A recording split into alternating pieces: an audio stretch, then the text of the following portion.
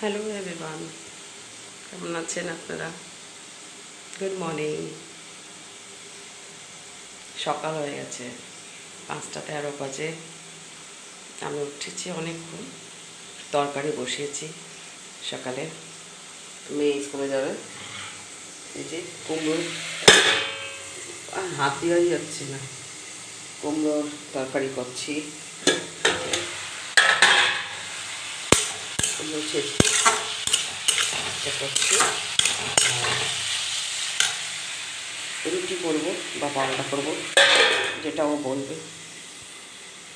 আপনাদের বাড়িতে আপনারা উঠে পড়েছেন নিশ্চয়ই, সবাই চা নিয়ে বসেছে। আমি এখন চা খাবো না, আমি একটু পরে খাই, মেয়ে বেরিয়ে যায় তারপরে। তো আজকের মতো এটুকুই, আসছি, টাটা।